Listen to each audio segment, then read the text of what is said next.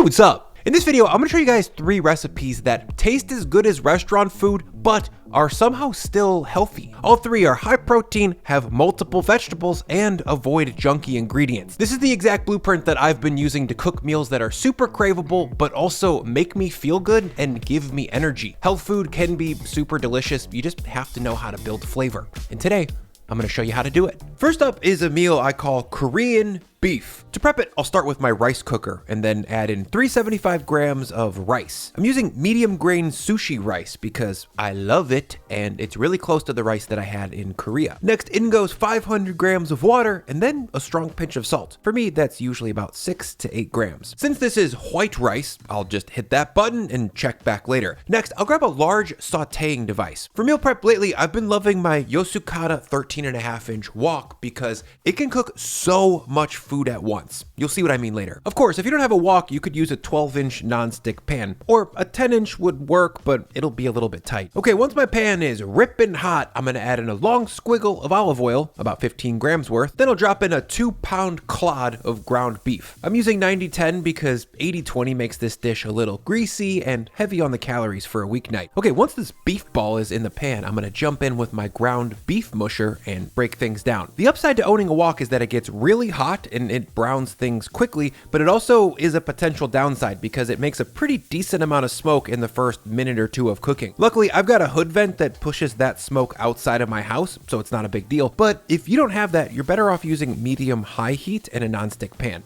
Okay, once this is broken down a bit and I've flipped it a few times, I'm gonna keep an eye on it and keep mushing it every minute or 2 while I prep up my veggies. For that, I'll start with a pound of broccolini. I'll chop off the woody stem end, then I'll cut what's left every inch or so all the way through the florets. In total, I need about 400 grams of chopped broccolini. Next, I'll take 2 large red bell peppers and slice off the sides and remove any white pithy stuff on the inside. Then I'll slice the planks thin, maybe about a 1/4 inch or so. Once those are sliced, I'll cut those in half so they're about 1 inch long like my broccolini. In total, I want 200 grams of peppers. Oh, also don't forget to be checking in on your beef and smushing it a little bit while you're chopping your veggies. The last bit of veg prep here is to smash 4 to 5 garlic cloves through my garlic press and grate a couple inches of ginger on my microplane. In total, I need 10 grams of garlic and 20 grams of ginger. Back at the stove, after about 10 minutes of browning, this beef is crumbled down into small piece-sized pieces. So next, I'll drop in my garlic and ginger, then stir fry for about 60 seconds to open up their flavor and to cook off the raw edge. Another thing I like about the form factor of a wok over a regular pan is that it's super deep so that you can stir and toss the food all over the place without it flying over the edge. Woks are just nice things to cook food in. I was sleeping on them until about 1.5 years ago. Now I love them. Okay, the ginger and garlic are smelling fragrant, you guys, so next I'm gonna add in my sauce stuff. That's 75 grams of soy sauce, 15 grams of sesame oil, 50 grams of beef stock or water, 25 grams of rice vinegar, 25 grams of brown sugar, and finally 75 grams of gochujang. If you ain't got no jung, sub in 25 grams of sriracha and 25 grams of miso, and maybe 15 grams of extra sugar. To finish, I'll jump in and stir until the sauce ingredients are combined and the liquids have reduced into a glaze. The final product will look like taco meat but taste like lunchtime in Seoul. It's sweet, it's salty, it's spicy, and sesame forward. Next, I'll grab 6 meal prep containers. I'm using 36-ounce glass ones because plastic is bad when you microwave it, I think. The internet said that, or was it seed oils? I don't know, for health reasons, glass good, plastic bad. Ooh, but these have a plastic top. Does that matter? I don't know, don't think about it. You just need 6 meal prep containers. Okay, from here, I'll divide my beef evenly between all the containers. Why 6 portions over 5 or 4?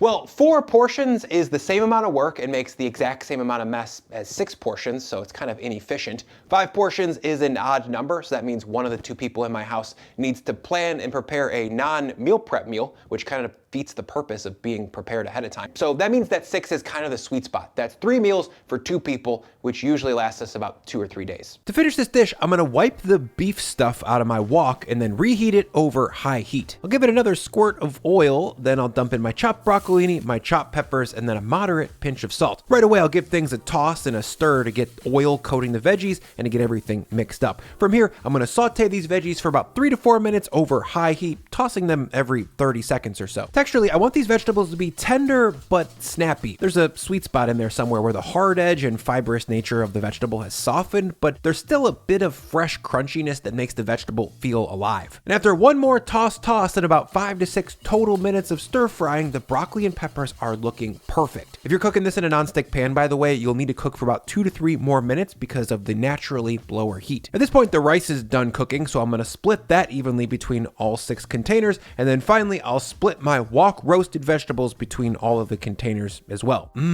That's a lot of nice food in one place. You got meat, veggies, and some squishy rice. This is one of my all-time favorite meals. I usually throw a little bit of chili crisp on top, or if I've got it in the house, some chopped kimchi. Now the lids go on, then I'll pop these things in the fridge for consumption at some point over the next 3 to 5 days. Next up is a shrimp and pesto pasta with some roasted kale and green beans. But first, I want to thank Blue Land for sponsoring this video. I made the switch to Blue Land products about 2 years ago when I started paying more attention to the chemicals in my cleaning products. Apparently, the chemicals in a lot of dishwasher pods out there can stay on your dishes even after they're washed. I don't know about you, but I don't want chemicals, and I don't want my sweet babies Kiku and Ruby to be eating chemicals. But that said, I definitely don't use cleaning products that don't work. From my experience, Blue Land has been just as effective as the products that I used to use, and they also just happen to be free from harmful chemicals like parabens, VOCs, and phthalates. So far, I've used their dishwasher and laundry pods. The dishwasher pods are great, and they even work on my heavy-duty dishes that I haven't rinsed very well. I also like it that Blue Land doesn't use single-use plastics. Your first kit comes with a little metal tub to hold everything, and then after that, you just buy refills. I personally go for the bulk refills because in this house, we do a lot of dishes. Well, Alex does a lot of dishes. Thanks, dude. Love you. Click my link below to get 15% off your first Blue Land kit. Again, that's 15% off with the link in my description. Thank you, Blue Land. Now to make this shrimp pasta,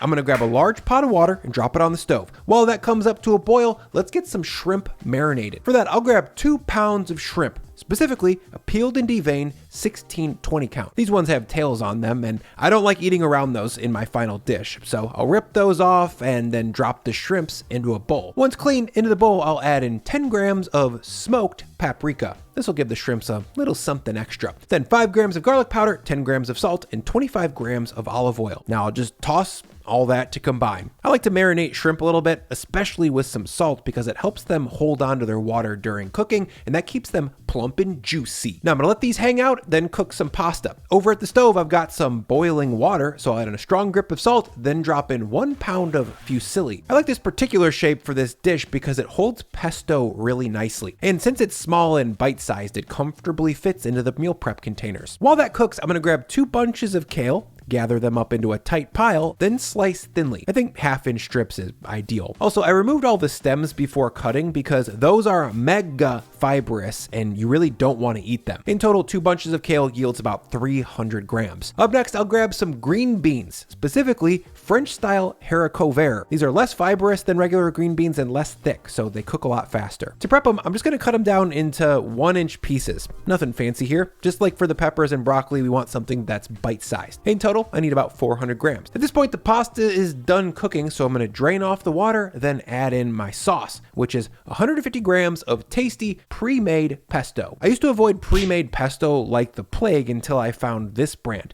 Sejano. I like it because it's fresh and actually tastes like basil. I get mine at Whole Foods, but you can order some on Amazon, and it's about the same price. Behind the pesto, I'll add in 30 grams of grated Parmesan, then jump in and stir everything to combine. Ooh, also, I wanna mention that you should overcook your pasta just a little bit. Al dente pasta is really delicious fresh, but it gets hard and stale once cooled down in the fridge, and it doesn't quite come back to life when reheated. Okay, once pestoed, I'm gonna move my pasta into 6 clean meal prep containers. Back in the stove, into some hot oil, I'm gonna drop my chopped green beans, a little bit of salt, and then from here, I'm gonna give those a toss and rip them over high heat for about 2 minutes before I add in the kale. Let's be honest, green beans can be kinda lame and punishing to eat, so to make them delicious, I like to give them some aggressive heat up front to kind of char them on the outside. This gives them a bit of a smoky, roasty flavor, and it makes them a lot more interesting. Next, I'll add in all of my kale, then a strong pinch of salt, and I'll work that in with the green beans to wilt things down and stir everything together. And after about a minute of cooking, I've got it melted in with the beans and sauteed a bit, so at this point, I'm gonna add in 15 grams of minced garlic and stir fry that for a second to open up its flavor. And after about 30 seconds of action here, I'll stop,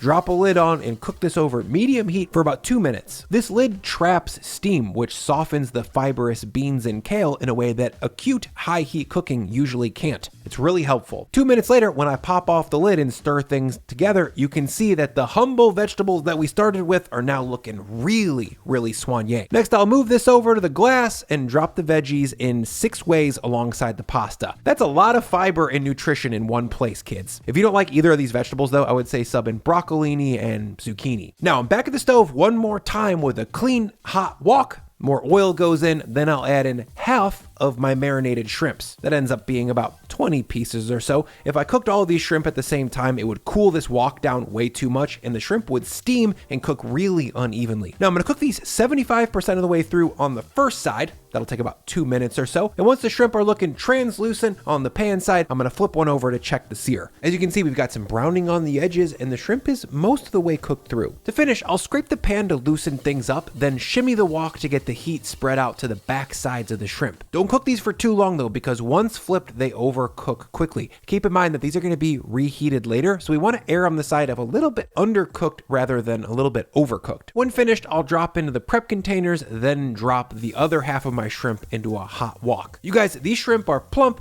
juicy, and a little bit smoky from that paprika. Overall, it's just a great way to switch up the daily protein from chicken or beef, which I feel like I eat every single day. This is a craveable meal that's got all the stuff that you want. Tasty veggies, interesting protein, and craveable carbs. Up next is a Mexican flavored meal with an interesting veggie side that you might not have heard of before. To get started, I'll grab 2 pounds of boneless, skinless chicken thighs, then hit them with a long ziggy of olive oil, about 20 grams worth, then 10 grams of salt, 10 grams of chili powder, 5 grams of ground cumin, 1 gram of dried oregano, 5 grams of onion powder, and 5 grams of garlic powder. From here, I'll jump in and just mix things to combine right on the sheet tray. There's no need to make a bowl dirty for this, which I love. And once the chicken's all coated with the oil, salt, and spices, I'm gonna move the sheet tray over to a 425F oven and roast it for about 25 minutes. While those cook, I'm gonna prep my veggie side dish, rajas. Well, it's actually a healthier version. You'll see what I mean. I'll start with 1 large onion and slice it pole to pole thinly. I'd say no thicker than a 1/4 inch. In total, I want 300 grams. Next, I'll grab 4 to 5 New Mexico or Anaheim or poblano peppers and slice those into 1/4 inch strips as well. I'm looking for about 300 to 350 grams of peppers. Okay, once the veggies are cut, I'm gonna grab my food processor and load in 2 drained cans of pinto or black beans, then 5 grams of cumin and 5 grams of salt. Now the lid goes on and I'll spin this until things are smooth. If you don't wanna pull out your food processor and you wanna skip this extra dirty dish, you can certainly mash these beans during the refry. Just know that they're gonna be pretty rustic and a little bit mealy. I saved some of the bean liquid so that I could drizzle in about 3 tablespoons to loosen things up. Otherwise, they're gonna be pasty. And there we go. After the bean prep, I'm gonna grab my chicken out of the oven. After 25 minutes, they should be nice and roasty looking, and any chicken drippings that came out of them have now glazed onto the sheet tray. Next, I'll pour in a 1/2 cup of water to soften the roasty chicken stuff that's stuck to the pan, and I'll come back and retrieve it later. For now, I'm gonna let this chicken rest out on the sheet tray, then cook my vegetables. For that, back into some hot oil, I'll add in my onions, the peppers, a strong pinch of salt, and then from here, I'll pan roast over really high heat to char the vegetables and soften them for about 6 to 8 minutes. If you haven't heard of rajas before, it's a Mexican dish of charred peppers, onions, corn, crema, and melted cheese, and it's usually served in a tortilla. It's super dope. But that much cream and cheese is usually a weekend indulgence for me, and it's not the type of food that I eat during the week to keep me going. So my version is lighter. At this point, we're about halfway there. The peppers have some blistering and the onions have softened, but things are still too crisp. From here, I'll add in 10 grams of minced garlic and 150 grams of frozen corn, then jump back in and toss everything to combine, then sizzle these veggies over my highest heat for 5 more minutes,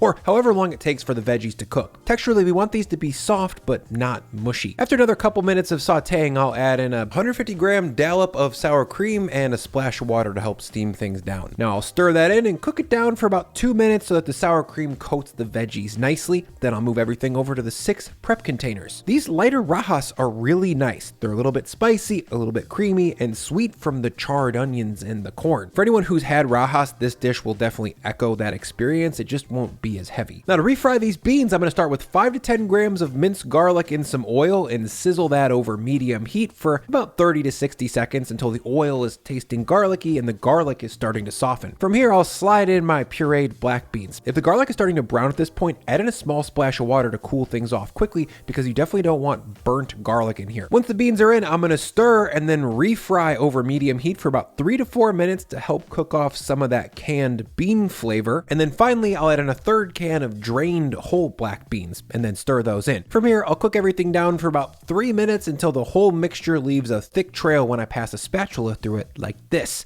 Next, I'll move these beans over to the meal preps alongside the rajas. And then the last little bit of prep is to use a wooden spoon to scrape up the roasty chicken stuff from the sheet pan. This stuff tastes really good, and it's essentially the sauce that's going to coat the chicken, so we don't want to leave it behind. Okay, juice is scraped up, so now I'll move on to shred the chicken, or you could chop it. I prefer shredding though because it keeps the chicken contained within the sheet tray, and it keeps me from having to get a cutting board dirty. Once the chicken is shredded down, I'm going to toss it with all the roasting juices, and that's that. This is a great weeknight chicken recipe for tacos or quesadilla filling, or even a quick and dirty enchilada. Of course, the final touch here is to divide this chicken 6 ways into my meal preps, and that's a Mexican-inspired dish that's interesting, delicious, and nutritious. It's got about 50 to 55 grams of protein. It's got several veggies and beans. Those are good for you. They're full of fiber. If you guys like this video or any of my videos, then please give it a like and hit subscribe. It's cliche to ask for that, but it legitimately helps the channel. Thank you for watching, and I'll see you in the next one.